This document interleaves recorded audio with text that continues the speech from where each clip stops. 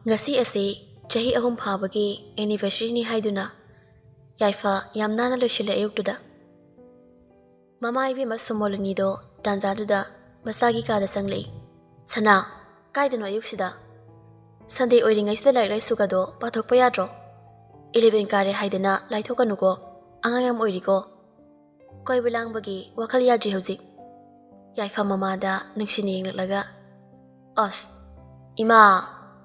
Ima na bohe bukta chalugeba ando lupa lisik mukta piyo Kariya yamandro dudi kaitawdoiba Yamde ai frito ai na pamjaba ama ngahalai ni habdo Ima na baga sum laiminarugeba seba piyo ba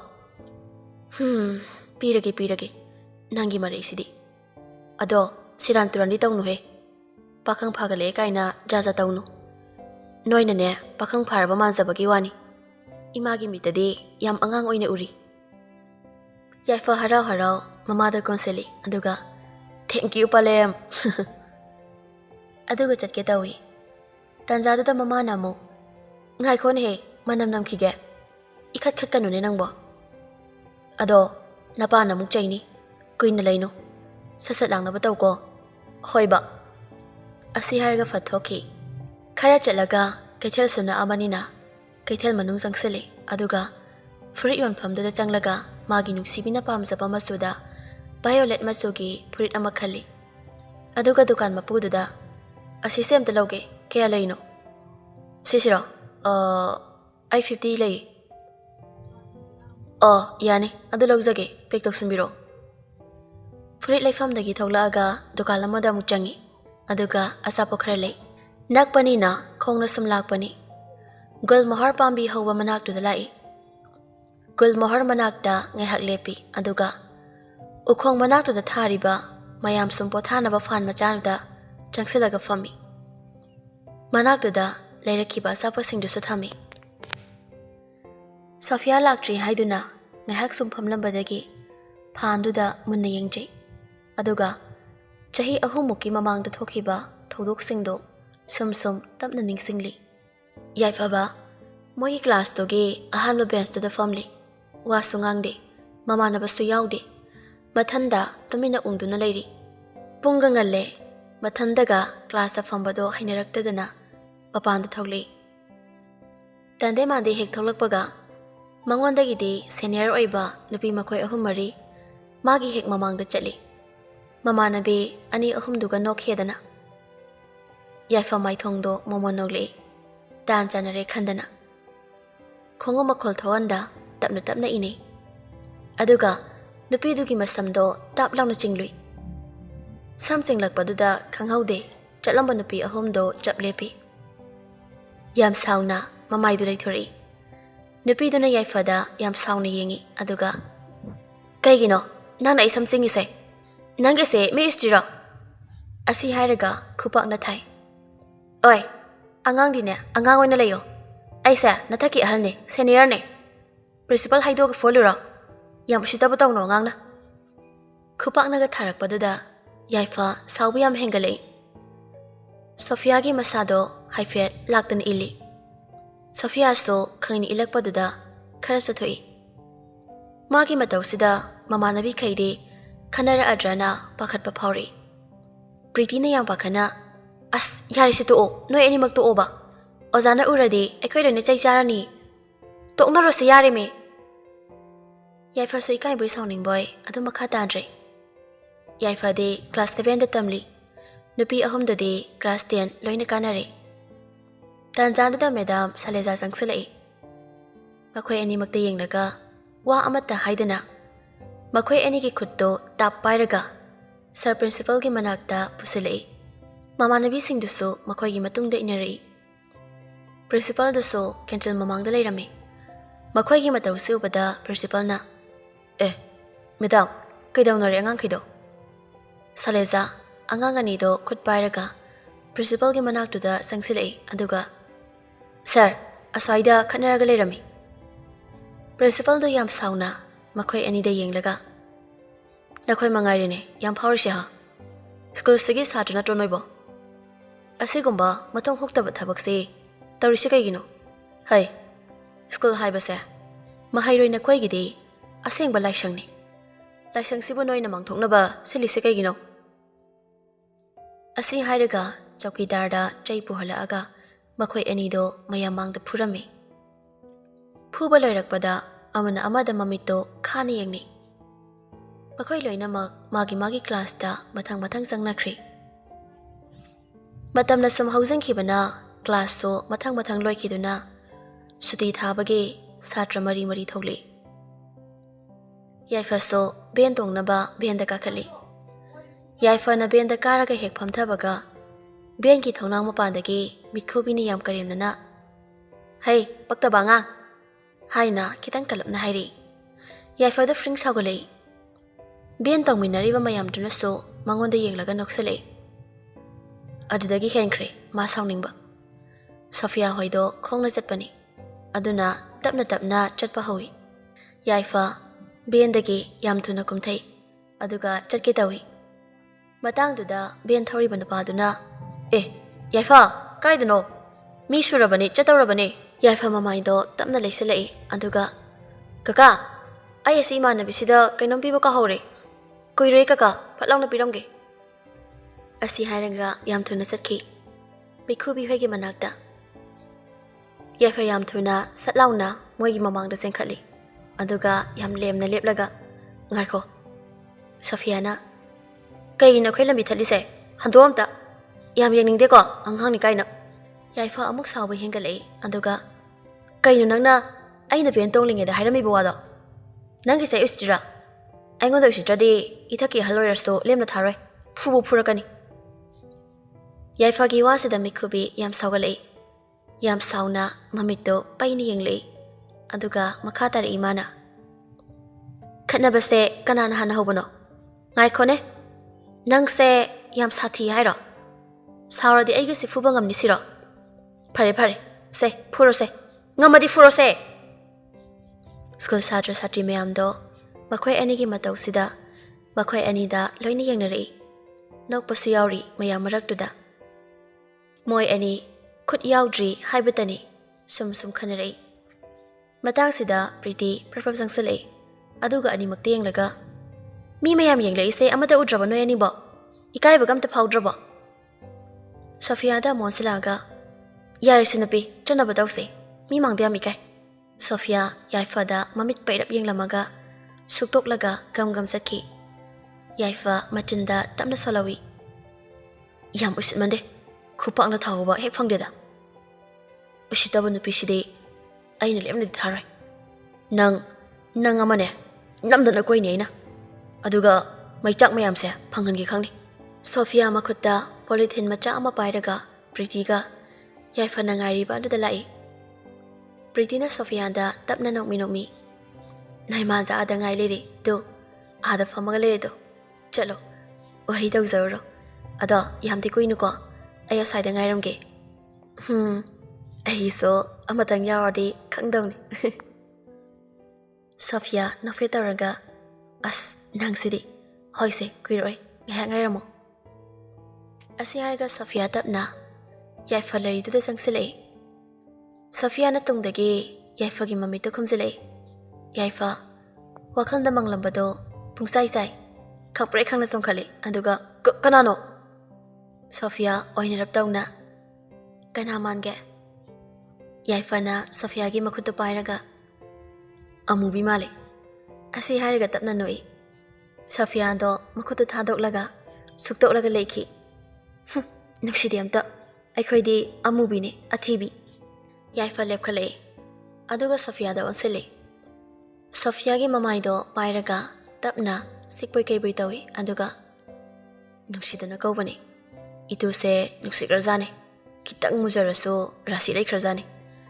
Aigi mitadi nangondagi henba leiti. Sofia machin paibadu leptri. Aduga yare thema anomta.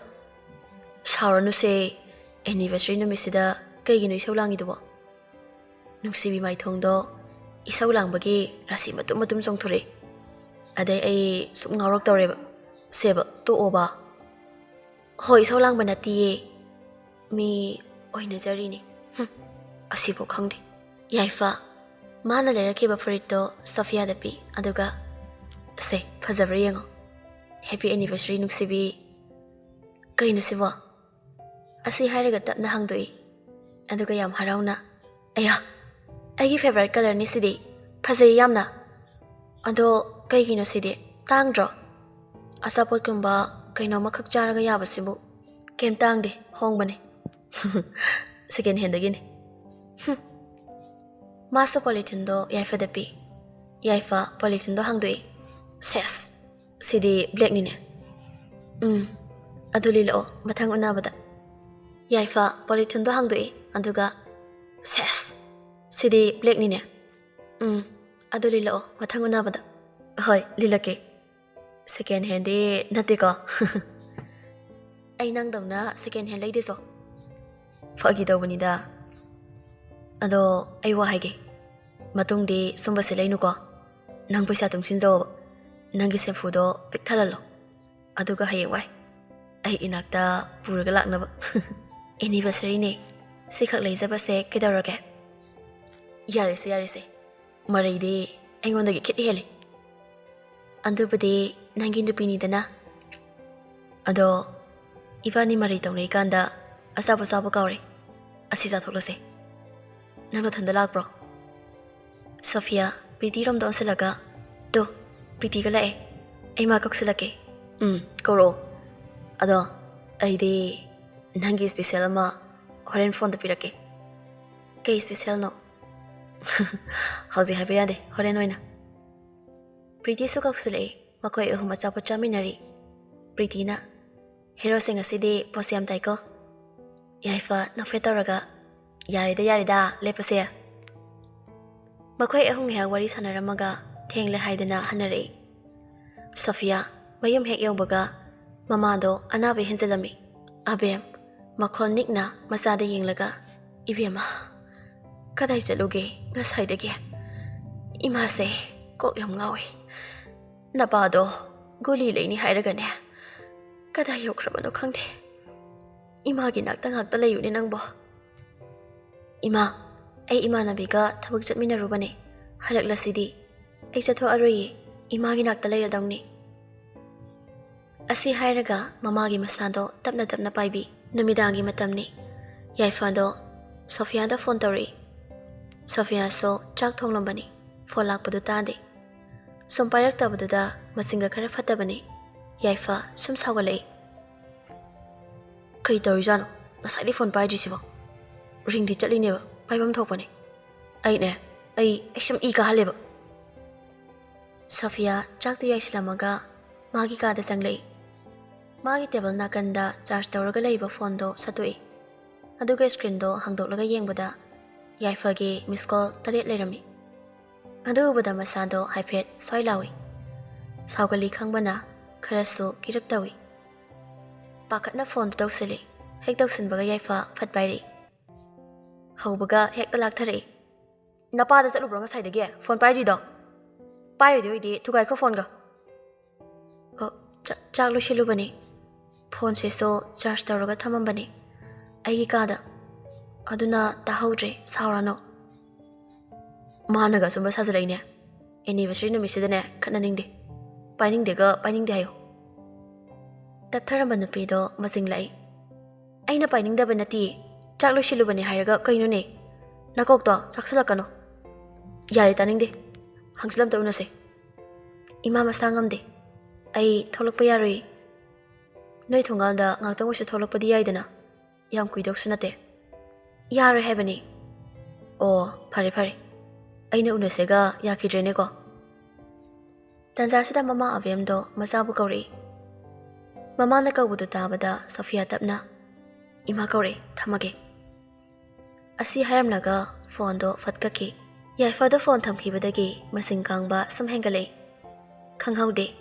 Pairamba phone do magi kagi walduda laktana langki. Pungchai chairi phone do so. Phone langbadu tabada mama ibemando masagi kada kana sinsilei. Phone do masai taba ubada mama ibemando yang pakhatna masagi manakta prabab sangsilaga hangi. Kaidawre sana phone side. Phone sida tainari dubu kaigino. Kaidabu yaurage. Yaifa wa macet amata ngangdi. Mama masa langnaba tabada mapado masagi kada changlei. Suresna. Kaino taramishina. Lisai watpagi laina dula abo mo. Mafam khangna thindau haibro. As yarese. Moi baso kari leidi hangde. Han hekta phugega thagega. Kangkhalo. Nasa se manghalo. Mamal asuk tang leiba mobile se thugairaga. Mangoda kari kanaba phangdaurige. Mamaga mapaga nangang lisaklibado amata tade. Phaisitu singkhalaga tumki. Masagi matawsida Suresh to sagalei. Ngang isita da kei. Kaya usitana phaijuka singkhalino yemune. Asi hairaga parpap sangsele. Tanzaduda mama ibemana pakhatuna magi nupabu phazele aduga yarise anganga manarano. Suresh magi napina khamlakpaduda maning handoi. Aduga masada onsilaga thukairaba natro. Fare. Matunga muhana leibagi wa leitre. Simadi nang khango. Lailai supagi dilaitana. Lailai supagi dilaitana. Masidai sida phone amaga pakhang sadana. Ai sauradi natai jare ko nangama. Asi hairaga magi napida monsilai. Manghalo na sase. Phatan ga tholadi ai halakano. Asi hairamaga prapap thoki.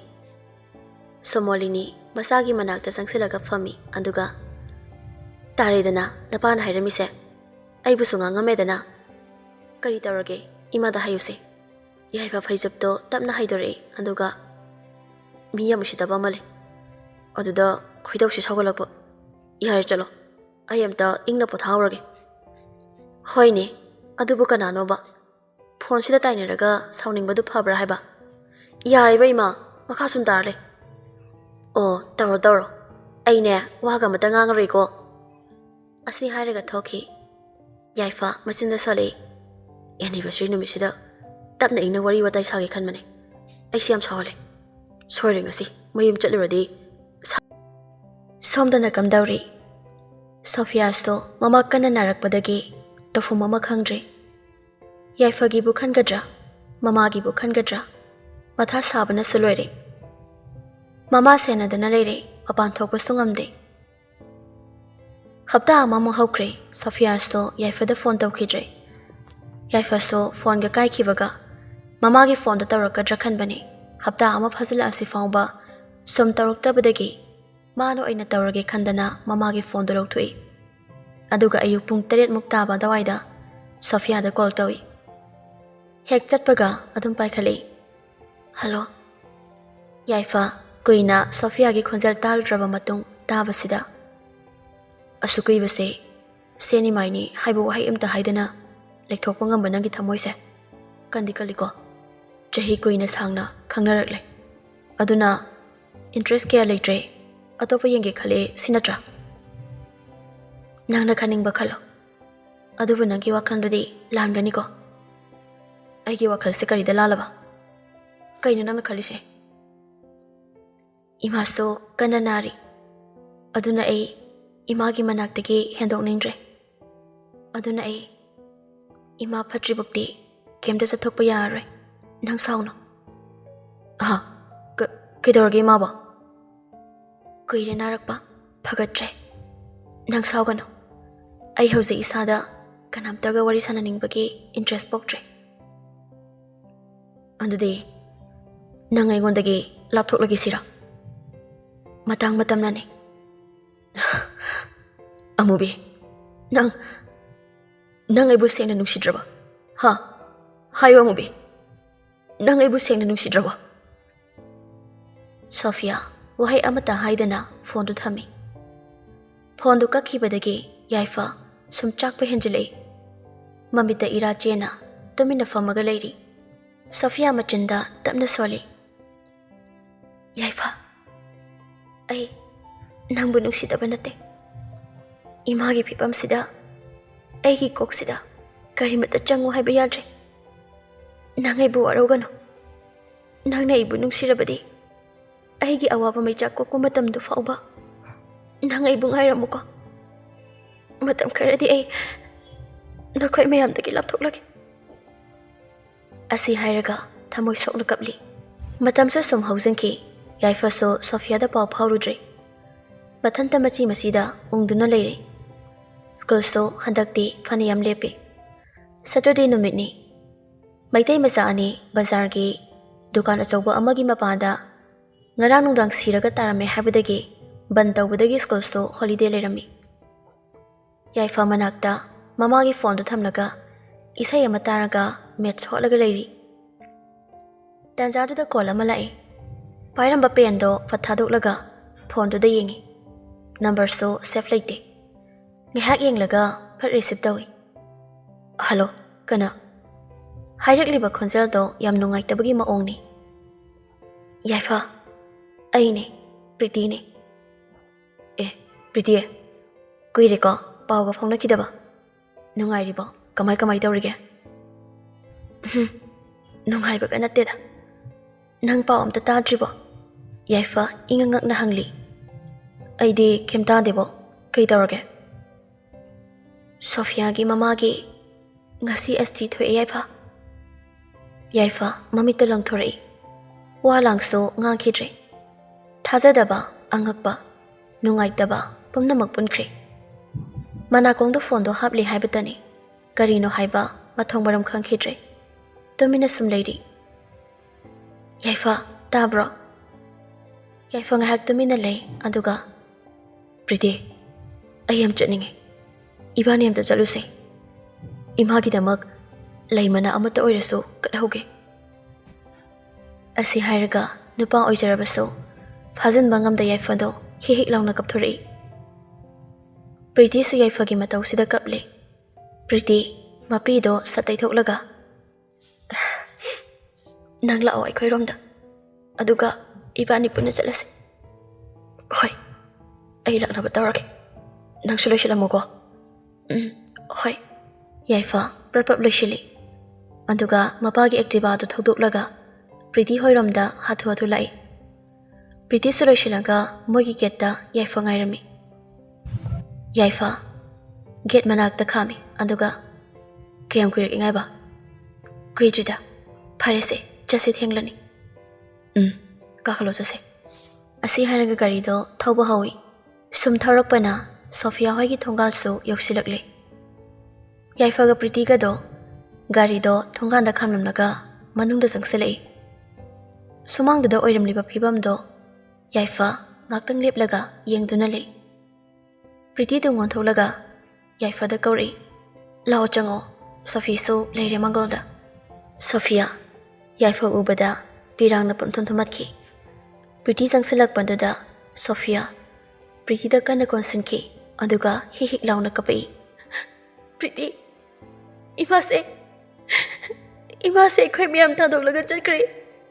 Nang lakpada imana ibani gi singju leibi bado adang mapok sigidi phangle roi ko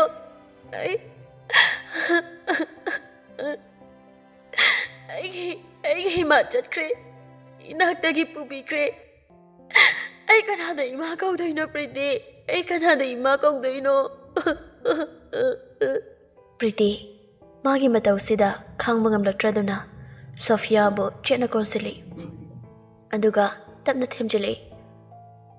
Yam hena khaluranuse. Ekhoi me am leishidi. Yaifa di gyan tadre. Thamoi sokna Sophia gi matau sida yenglaga leidi. Sophia gi manakta sangsan basungamda. Khanda bugamdi. Ayam waye Pretty. Nuksiba makhal yame. Mayamdagi marakta aigi de ima nuksibana yam hele. Asuk nuksiba masu aigi sangsar sidagi chatkre. Ai khang me waye. Ai khang me waye.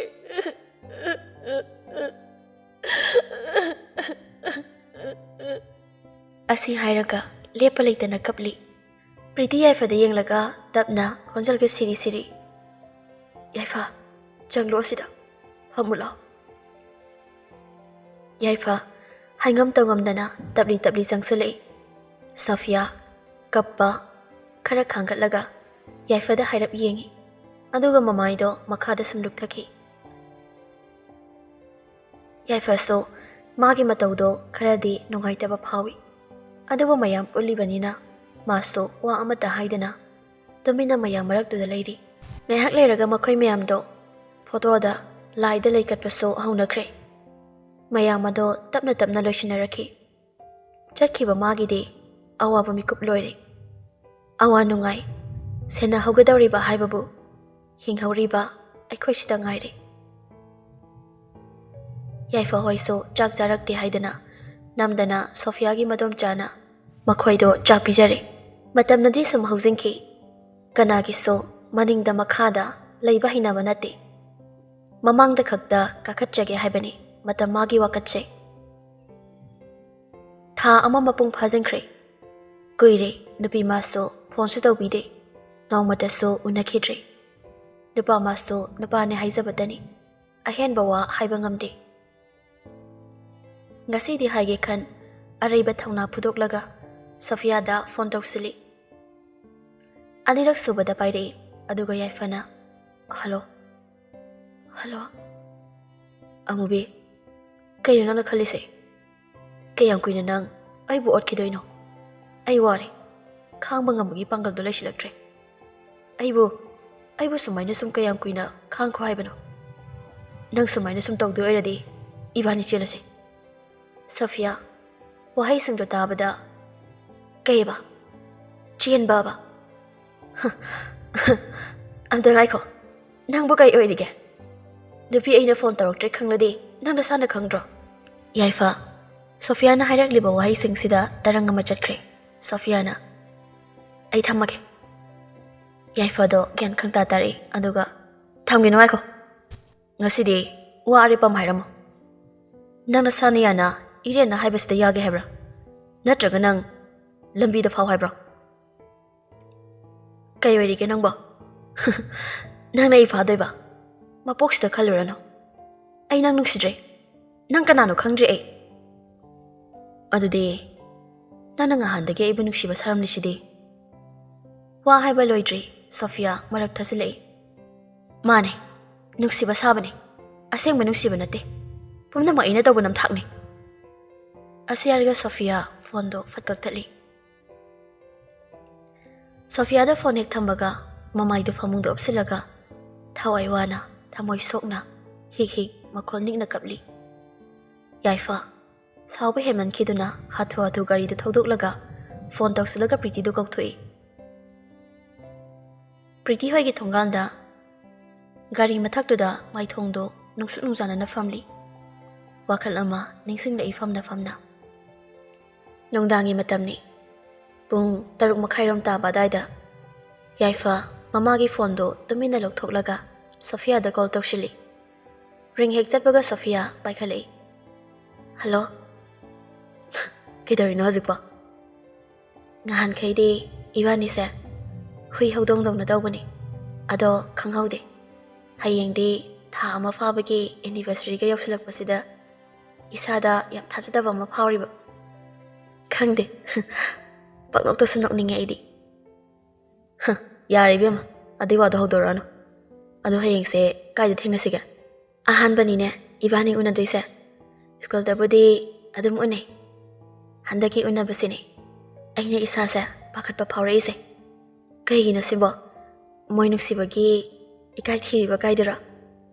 ꯑꯁꯤ ꯍꯥꯏꯔꯒ ꯅꯣꯛꯊꯣꯔꯛꯏ ꯌꯥꯏꯐꯅ꯫ "ꯑꯥꯏ, ꯅꯣꯛꯑꯒ ꯂꯩ, ꯃꯤꯅ ꯍꯥꯏꯁꯤꯗꯤ ꯈꯨꯝꯗꯦ." "ꯑꯩꯈꯣꯏꯔꯣꯝꯗꯒꯤ ꯀꯨꯝꯊꯔꯛꯑꯦꯗꯅ, ꯑꯗꯨꯒ ꯅꯈꯣꯏꯔꯣꯝꯗꯒꯤꯅ ꯈꯔ ꯀꯥꯈꯠꯂꯒ ꯂꯝꯄꯥꯛ ꯑꯃꯗ ꯈꯔ ꯆꯥꯎꯔꯞ ꯇꯧꯕ ꯒꯨꯜꯃꯣꯍꯔ ꯑꯃ ꯍꯧꯕꯗꯣ ꯈꯪꯉꯤꯗꯅ, ꯑꯗꯨꯗ ꯑꯩꯈꯣই ꯁ꯭ꯀꯨꯜ ꯍꯜꯂꯛꯑꯒ ꯄꯨꯡ 3:30 ꯑꯗꯥꯏꯗꯣ, ꯑꯗꯨꯗ ꯉꯥꯏꯔꯝꯃꯣ ꯑꯗꯨꯗꯤ." "ꯍꯣꯏ ꯍꯣꯏ, ꯊꯝꯃꯒꯦꯀꯣ ꯑꯗꯨꯗꯤ, ꯅꯪꯁꯨ ꯊꯕꯛ ꯏꯪꯈꯥꯡ ꯇꯧꯁꯜꯂꯣ." "ꯍꯣꯏ, ꯊꯝꯃꯣ ꯊꯝꯃꯣ, ꯕꯥꯏ." ꯌꯥꯏꯐꯗꯤ ꯅꯣꯡꯉꯥꯜꯍꯟꯅꯤꯡꯕꯅ ꯂꯣꯏꯔꯕꯅꯤ, ꯇꯨꯝꯕ ꯌꯥꯗꯕ ꯀꯥꯏꯗꯨꯁꯨ ꯇꯧꯔꯤ꯫ ꯁꯣꯐꯤꯌꯥꯁꯨ ꯑꯗꯨꯝ ꯃꯉꯥꯏ, ꯍꯌꯦꯡꯗꯤ ꯊꯥ ꯑꯃ ꯐꯥꯕꯒꯤ ꯑꯦꯅꯤꯚꯔꯁꯔꯤꯒ ꯇꯧꯔꯒ ꯎꯅꯗꯣꯔꯦ ꯈꯟꯕꯗ ꯍꯔꯥꯎꯕꯗ ꯂꯣꯏꯈ꯭ꯔꯦ꯫ ꯋꯥꯔꯁꯨ ꯋꯥꯅ ꯅꯝꯗꯅ ꯅꯣꯡꯉꯥꯟꯕꯗꯨ ꯉꯥꯏꯔꯒ ꯂꯩꯅꯔꯦ꯫ ꯑꯍꯤꯡꯗꯨꯗꯤ ꯁꯨꯛꯇꯨꯝꯕꯨ ꯇꯨꯝꯗꯦ ꯍꯥꯏꯕ ꯌꯥꯔꯦ꯫ ꯃꯊꯪꯒꯤ ꯅꯨꯃꯤꯠꯅꯤ, ꯁ꯭ꯀꯨꯜꯁꯨ ꯆꯠꯅꯔꯨꯔꯦ꯫ ꯁ꯭ꯀꯨꯜꯗ ꯐꯪꯉꯤ ꯃꯁꯥꯗꯣ ꯁꯨꯝ ꯂꯥꯡꯇꯛꯅꯩ ꯑꯅꯤꯃꯛ, ꯀ꯭ꯂꯥꯁ ꯍꯥꯏꯔ ꯃꯥꯟꯅꯕ ꯅꯠꯇꯦ, ꯑꯗꯨꯅ ꯁ꯭ꯀꯨꯜ ꯀꯥꯖꯩ ꯍꯥꯏꯕꯒꯤ ꯋꯥꯅꯤ, ꯐꯖꯅ ꯇꯣꯏꯅꯒ ꯎꯕ ꯐꯪꯅꯕ ꯅꯠꯇꯦ꯫ ꯁ꯭ꯀꯨꯜꯗꯁꯨ ꯈꯔ ꯈꯔ ꯑꯗꯨꯝ ꯎꯏ, ꯀ꯭ꯂꯥꯁ ꯃꯥꯟꯅꯔꯗꯤ ꯀ꯭ꯂꯥꯁ ꯃꯅꯨꯡꯗꯒ ꯌꯦꯡꯅꯕ ꯀꯥꯏꯗꯣ ꯄꯥꯝꯅꯔꯛꯄ ꯃꯇꯝꯅꯤ꯫ ꯑꯃꯔꯣꯝꯗꯅ ꯁ꯭ꯀꯨꯜꯗ ꯅꯠꯇꯅ ꯇꯣꯉꯥꯟꯅ ꯌꯦꯡꯅꯤꯡꯕ ꯎꯅꯤꯡꯕ ꯍꯥꯏꯁꯤꯁꯨ ꯏꯟꯈꯠꯂꯛꯄꯁꯤꯡꯒꯤ ꯀꯨꯊꯤꯗ ꯏꯔꯒ ꯌꯥꯎꯈ꯭ꯔꯕ ꯂꯥꯏꯕꯛꯅꯤ ꯃꯌꯦꯛꯅꯤ꯫ ꯁ꯭ꯀꯨꯜ ꯃꯇꯝ ꯂꯣꯏꯁꯤꯜꯂꯛꯇꯨꯅ ꯌꯨꯝꯗ ꯍꯟꯅꯔꯛꯑꯦ ꯃꯔꯤ ꯍꯥꯏꯅꯈꯤꯕ ꯄꯨꯡꯗꯣ ꯅꯪꯅꯕ ꯍꯥꯏꯗꯅ ꯑꯅꯤꯃꯛ ꯍꯥꯊꯨ ꯂꯥꯛꯏ꯫ ꯃꯇꯝ ꯑꯃꯠꯇꯗ ꯆꯞ ꯆꯥꯅ ꯊꯨꯡꯏ꯫ ꯌꯥꯏꯐꯁꯨ ꯃꯃꯥꯟꯅꯕ ꯀꯅꯥꯝꯇ ꯌꯥꯎꯔꯛꯇꯦ, ꯃꯊꯟꯇꯅꯤ꯫ ꯁꯣꯐꯤꯌꯥꯁꯨ ꯃꯊꯟꯇ ꯊꯣꯛꯂꯛꯏ꯫ ꯇꯥꯟꯁꯨ ꯆꯞ ꯆꯥꯅꯅ ꯃꯈꯣꯏ ꯑꯅꯤ ꯒꯨꯜꯃꯣꯍꯔ ꯄꯥꯝꯕꯤꯒꯤ ꯃꯈꯥꯗ ꯐꯥꯟ ꯃꯆꯥ ꯊꯥꯔꯤꯗꯣ ꯑꯗꯨꯗ ꯐꯝꯃꯤ꯫ ꯁꯣꯐꯤꯌꯥ ꯌꯥꯝ ꯇꯞꯅ ꯏꯀꯥꯏ ꯌꯥꯏꯐꯗꯗꯤ ꯌꯦꯡꯗꯕꯤꯗ, "ꯑꯁ, ꯁ꯭ꯀꯨꯜꯗ ꯎꯕꯗꯤ ꯀꯩꯝꯇ ꯏꯀꯥꯏꯗꯦ, ꯁꯨꯃꯥꯏꯅ ꯑꯁꯦꯡꯕ ꯎꯕꯁꯦ ꯌꯥꯝ ꯏꯀꯥꯏꯖꯩꯗ ꯑꯩ." ꯑꯁꯤ ꯍꯥꯏꯔꯒ ꯃꯃꯥꯏꯗꯣ ꯁꯨꯝ ꯂꯩꯊꯣꯛꯈꯤ꯫ "ꯑꯇꯩ ꯂꯥꯏꯔꯤ, ꯏꯕꯥꯅꯤꯒꯤꯁꯦ ꯃꯤꯒ ꯎꯔꯗꯤ ꯁꯣꯏꯗꯅ ꯅꯣꯛꯅꯕꯤꯈ꯭ꯔꯅꯤ, ꯀꯥꯏꯗꯤ ꯑꯉꯥꯡ ꯃꯆꯥꯁꯤꯡꯅꯣ ꯎꯅꯔꯤꯁꯦ ꯍꯥꯏꯗꯅ." "ꯑꯗꯨꯅꯦ, ꯍꯌꯦꯡꯈꯩꯗꯤ ꯎꯅꯔꯣꯏꯁꯤꯀꯣ, ꯏꯀꯥꯏꯕꯅ ꯁꯤꯗꯣꯔꯦ ꯑꯩ." "ꯍꯣꯏꯁꯦ, ꯑꯗꯣ ꯅꯪ ꯃꯤꯠ ꯎꯏꯁꯜꯂꯨꯅꯦ." ꯁꯣꯐꯤꯌꯥ ꯏꯉꯛꯅ, "ꯑꯦ, ꯀꯩ ꯇꯧꯗꯣꯏꯅꯣ ꯑꯩꯅ ꯃꯤꯠ ꯎꯏꯁꯜꯂꯒ? ꯇꯜꯂꯤ, ꯑꯩ ꯀꯤꯖꯩ." "ꯎꯏꯗꯣ ꯎꯏꯁꯜꯂꯣ, ꯑꯗꯨꯒ ꯅꯈꯨꯠꯁꯨ ꯇꯤꯡꯊꯣꯛꯑꯣ." "ꯀꯩꯅꯣꯝꯃ ꯄꯤꯒꯦ ꯇꯧꯕꯅꯤꯗ." ꯍꯣꯏꯁꯦ, ꯎꯏꯁꯤꯜꯂꯒꯦ, ꯈꯨꯠꯁꯨ ꯇꯤꯡꯊꯣꯛꯑꯒꯦꯀꯣ." ꯁꯣꯐꯤꯌꯥꯅ ꯃꯤꯠ ꯎꯏꯁꯤꯟꯕꯗꯨꯗ ꯌꯥꯏꯐ ꯌꯥꯝ ꯃꯨꯟꯅ ꯌꯦꯡꯖꯩ ꯁꯣꯐꯤꯌꯥꯒꯤ ꯃꯥꯏꯊꯣꯡꯗꯣ꯫ ꯀꯗꯣꯝꯗꯩꯅꯣ ꯈꯪꯗꯦ, ꯃꯇꯝ ꯆꯥꯗꯅ ꯈꯪꯅꯨꯡ ꯅꯨꯡꯁꯤꯕ ꯒꯥꯏꯗꯣ ꯑꯣꯏꯔ ꯃꯥꯜꯂꯦ꯫ ꯁꯣꯐꯤꯌꯥ ꯀꯨꯆꯨ ꯃꯨꯇꯛ ꯇꯧꯏ꯫ ꯀꯨꯆꯨ ꯃꯨꯇꯛ ꯇꯧꯔꯁꯨ ꯃꯥꯏꯗꯥ ꯆꯨꯝꯃꯤ, ꯀꯨꯇꯛ ꯇꯧꯏ ꯈꯖꯥꯏꯗꯨꯁꯨ꯫ ꯑꯗꯨꯒꯤ ꯃꯊꯛꯇ ꯔꯥꯁꯤ ꯃꯆꯥ ꯑꯃꯁꯨ ꯆꯣꯡꯊꯣꯛꯂꯤ꯫ ꯃꯌꯥꯝꯁꯤꯒꯤ ꯃꯔꯛꯇ ꯃꯥꯒꯤ ꯅꯨꯡꯁꯤꯔꯕ ꯃꯤꯇꯥꯗꯨꯅ ꯍꯦꯜꯂꯤ ꯃꯒꯨꯟ ꯍꯥꯞꯄ꯫ ꯌꯥꯏꯐ ꯉꯥꯏꯍꯥꯛ ꯌꯦꯡꯂꯒ ꯃꯥꯒꯤ ꯄꯣꯀꯦꯠꯇꯒꯤ ꯇꯦꯗꯤꯕꯤꯌꯔꯒꯤ ꯚꯥꯏꯌꯣꯂꯦꯠ ꯃꯆꯨꯒꯤ ꯀꯤꯆꯦꯟ ꯃꯆꯥ ꯑꯃ ꯂꯧꯊꯣꯔꯛꯑꯒ ꯁꯣꯐꯤꯌꯥꯒꯤ ꯃꯈꯨꯠꯇ ꯄꯤ꯫ "ꯅꯃꯤꯠ ꯄꯥꯡꯊꯣꯛ ꯌꯥꯔꯦ." ꯁꯣꯐꯤꯌꯥ ꯇꯞꯅ ꯃꯃꯤꯠꯇꯣ ꯄꯥꯡꯊꯣꯛꯏ, ꯑꯗꯨꯒ ꯀꯤꯆꯦꯟꯗꯨꯗ ꯌꯦꯡꯉꯤ꯫ "ꯑꯌꯥ, ꯁꯤꯗꯤ ꯌꯥꯝ ꯐꯖꯩꯌꯦ. ꯑꯁ, ꯃꯆꯨꯒꯁꯦ ꯑꯩꯅ ꯌꯥꯝ ꯉꯥꯎꯖꯕ ꯃꯆꯨꯅꯤ. ꯊꯦꯡꯀ꯭ꯌꯨ ꯁꯤꯕꯥ, ꯑꯩꯅ ꯌꯥꯝ ꯄꯥꯝꯖꯕ ꯃꯆꯨ ꯈꯜꯂꯒ ꯄꯨꯔꯛꯄꯒꯤ." ꯑꯁꯤ ꯍꯥꯏꯔꯒ ꯅꯣꯛꯐꯦꯠ ꯇꯧꯖꯩ꯫ ꯌꯥꯏꯐꯁꯨ ꯃꯥꯅ ꯍꯔꯥꯎꯖꯕꯁꯤ ꯎꯔꯒ ꯅꯣꯛꯆꯩ꯫ ꯄ꯭ꯔꯤꯇꯤꯁꯨ ꯒꯦꯠꯂꯣꯝꯗ ꯊꯣꯛꯂꯛꯏ꯫ ꯌꯥꯏꯐ ꯒꯥꯔꯤ ꯃꯊꯛꯇ ꯂꯩꯕꯗꯨ ꯎꯕꯗ ꯄ꯭ꯔꯤꯇꯤ ꯇꯞꯅ ꯆꯪꯁꯤꯜꯂꯤ, ꯑꯗꯨꯒ ꯌꯥꯏꯐꯒꯤ ꯃꯁꯥꯗ ꯍꯥꯏꯐꯦꯠ ꯏꯜꯂꯤ꯫ ꯌꯥꯏꯐ ꯈꯪꯄ꯭ꯔꯦꯛ ꯈꯪꯉꯤ ꯃꯁꯥꯗꯣ, ꯏꯉꯥꯎ ꯉꯥꯎꯏ꯫ "ꯀꯩꯗꯧꯔꯒꯦ ꯃꯪꯂꯩꯗꯨꯕꯣ? ꯁꯤꯗꯗꯤ ꯅꯨꯡꯉꯥꯏꯒꯗ꯭ꯔꯥ ꯋꯥꯔꯤ ꯁꯥꯕ? ꯏꯃꯨꯡꯗ ꯑꯣꯏꯅ ꯆꯪꯉꯨꯁꯦ." "ꯌꯥꯅꯤꯗ, ꯅꯣꯏ ꯏꯃꯥ ꯍꯣꯏ ꯂꯩꯔꯗꯤ ꯃꯣꯏꯅ ꯑꯃꯨꯛ ꯇꯥꯈꯤꯅꯤ. ꯁꯤꯗ ꯁꯨꯝ ꯁꯥꯔꯁꯤ." ꯄ꯭ꯔꯤꯇꯤ ꯃꯈꯣꯏꯒꯤ ꯒꯦꯠ ꯅꯥꯀꯜꯂꯣꯝꯗ ꯈꯤꯇꯪ ꯆꯠꯊꯣꯛꯂꯒ ꯂꯩꯔꯤꯕ ꯋꯦꯇꯤꯡ ꯁꯦꯠ ꯃꯆꯥꯗꯨꯗ ꯃꯃꯥꯏꯗꯣ ꯑꯣꯟꯁꯤꯜꯂꯤ, ꯑꯗꯨꯒ "ꯂꯥꯛꯑꯣ ꯑꯗꯨꯗꯤ, ꯑꯁꯤꯒꯤ ꯁꯦꯠꯁꯤꯗ ꯑꯣꯏꯅ ꯁꯥꯔꯁꯤ, ꯅꯪ ꯆꯪꯕ ꯅꯨꯡꯉꯥꯏꯇ꯭ꯔꯒꯗꯤ." ꯑꯁꯤ ꯍꯥꯏꯔꯗꯨꯅ ꯃꯈꯣꯏ ꯑꯅꯤ ꯆꯪꯃꯤꯟꯅꯔꯛꯏ ꯋꯦꯇꯤꯡ ꯁꯦꯠ ꯃꯅꯥꯛꯇꯨꯗ꯫ "ꯀꯩ ꯋꯥꯔꯤꯅꯣ ꯍꯥꯏꯌꯨꯅꯦ." "ꯀꯩꯅꯣ ꯑꯃꯨꯕꯤꯅ ꯈꯜꯂꯤꯁꯦ?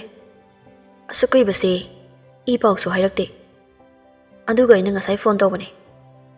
ꯃꯥ ꯑꯩꯕꯨ ꯇꯁꯦꯡꯅ ꯅꯨꯡꯁꯤꯕ ꯅꯠꯇꯦ. ꯃꯥꯗꯤ ꯑꯩꯉꯣꯟꯗ ꯃꯇꯝ ꯂꯦꯟꯕꯅꯦ. ꯑꯩꯅ ꯑꯉꯥꯡ ꯈꯔ ꯑꯣꯏꯕꯁꯤꯗ ꯌꯥꯔꯅꯦꯅ ꯄꯪꯇꯧ ꯇꯧꯕ ꯃꯥꯜꯂꯦ. ꯑꯩ ꯃꯥꯕꯨꯗꯤ ꯋꯥꯔꯧꯗꯕ ꯉꯝꯗꯦ. ꯉꯁꯤ ꯑꯩꯅ ꯃꯥꯒꯤ ꯃꯆꯤꯟꯗꯒꯤ ꯇꯥꯔꯤꯕ ꯋꯥꯍꯩꯁꯤꯡꯗꯣ ꯃꯃꯥꯡꯗ ꯑꯩꯅ ꯑꯃꯨꯛꯇ ꯇꯥꯈꯤꯗ꯭ꯔꯤ. ꯑꯩ ꯁꯥꯎꯔꯛꯂꯗꯤ ꯃꯁꯤꯡ ꯐꯠꯇꯦ ꯍꯥꯏꯕꯁꯦ ꯃꯥ ꯈꯪꯂꯤꯕꯅꯤ." ꯄ꯭ꯔꯤꯇꯤ ꯌꯥꯏꯐꯗ ꯌꯦꯡꯂꯒ, "ꯃꯥꯅ ꯅꯪ ꯅꯨꯡꯁꯤꯗꯦ ꯍꯥꯏꯕꯗꯤ ꯅꯪ ꯀꯃꯥꯏꯅ ꯈꯪꯉꯤꯕ?" "ꯃꯥꯅ ꯍꯥꯏꯕꯅꯦ. ꯍꯦꯛ ꯍꯧꯕꯗꯒꯤ ꯍꯧꯅ ꯃꯥꯅ ꯑꯩꯁꯦ ꯁꯨꯛꯅꯨꯡ ꯅꯨꯡꯁꯤꯗꯦ ꯍꯥꯏ. ꯁꯥꯟꯅꯕꯅꯦ, ꯇꯥꯠꯅꯤ ꯁꯤꯅꯤ. ꯁꯤꯗꯕꯨ ꯑꯩꯅ ꯃꯥ ꯂꯦꯝꯅ ꯊꯥꯈꯤꯗ꯭ꯔꯣ? ꯃꯥꯅ ꯋꯥꯖꯕ, ꯃꯃꯥꯒꯤꯗꯃꯛ ꯃꯊꯥ ꯁꯥꯖꯕ ꯃꯌꯥꯝꯗꯣ ꯈꯜꯂꯒ ꯑꯩ ꯐꯅꯌꯥꯝꯗꯤ ꯐꯥꯊꯔꯕꯅꯦ.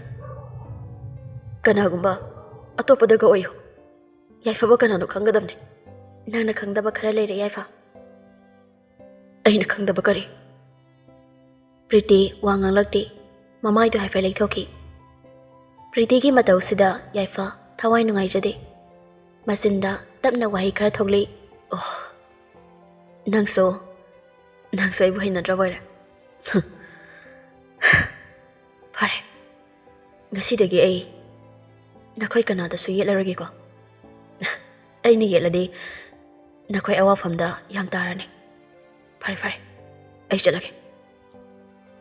Asi haramnaga mamaido leithoki chatpa hawi tapna Priti Yaipha onsilaga khangkau kauri Yaifa tanjada da Yaifa mamaido leidi leisilakte thanglamba khongthangdo chaplepi Sofiana khwaidagi nungsibase nangne nangna taba topa kana mata mana nungsiba leiti wahai se tamada Yaifa mamai khangle leithori aduga ingangakna Priti gi mana khar jangsilaga asengbagira aduga kaigino mana ngasi nganglakliba singdude adubu asengba nungsiba mana ngangnaba waro asengbane mana na nungsiba henmanbadagi ngangkhibani haikhibani mayamdo kamaina nang ningsinglibra Sofiana school laktaba numita nang nai khoida hanglaga ozana pithokpa assignment adagi question answer mayamdo nana singkhibado nungtigi nang na hangkhibado Sofia school laktre kedaurage laklaroi haidana nangna wana sinjaba mayamdo mana school kara aso laudabadagi nangna sauraga akhir class ki dustbin da loina thapsilaga hapchilambado matamdagi Sofiana nangbo nungsiba hokre ngasi fawba nangtagi wakhalne mana khaliba atopa kanagi wakhal changdi mangonda Yaifa mapi ira cheli aduga makhatari aduga karigi ai boss waliba nuksiraga karigi ai waliba Yaifa nangna matik jaraba matamda magi damakta pamom tingbiyo hojikti matik jadi shira nupi nupa nushinaba se nupa duna matik jadradi thamoi sena nushinaba yadabra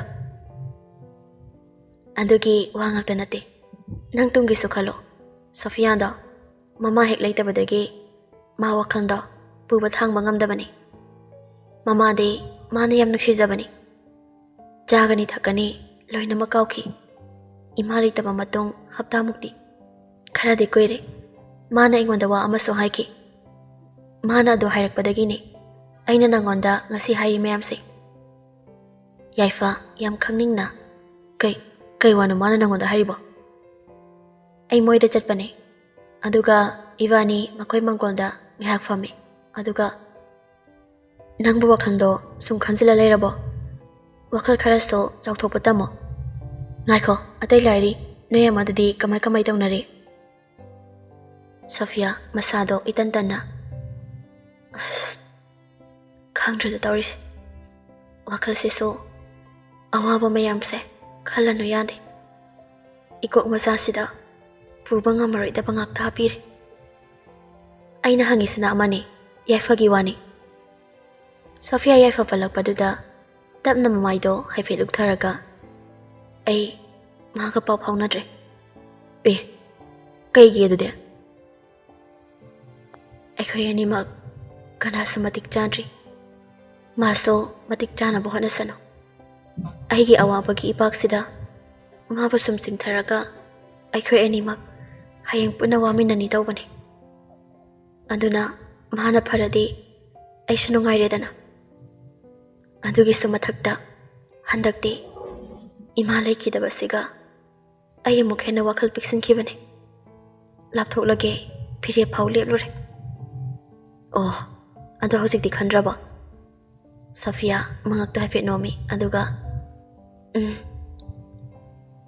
Priti nafetaraga singine napise hayeng waigi bijan fazana uri jane Priti Yaifa da amuk tapna yenglei aduga si mayam se tarabadagi mana ngamdraso aina oirasu nangonda fazana amuk tangdi singdopigi khalaise yam kuirabani Yaifa Priti nan liriba wari singse taraga mamaido Priti hoigi thongalomda haife leksilei pungak ngakre get mapanduda mana anniversary numita pikhiba violet masugi furitu litlaga phane higok machu ama setlaga chinglemna ingtapna mong hadana maithongda momonok na Yaifa laiba maike edomda Amubi do Yaifa da magi nuksiba mituna minokta magul ama hapna yengjerei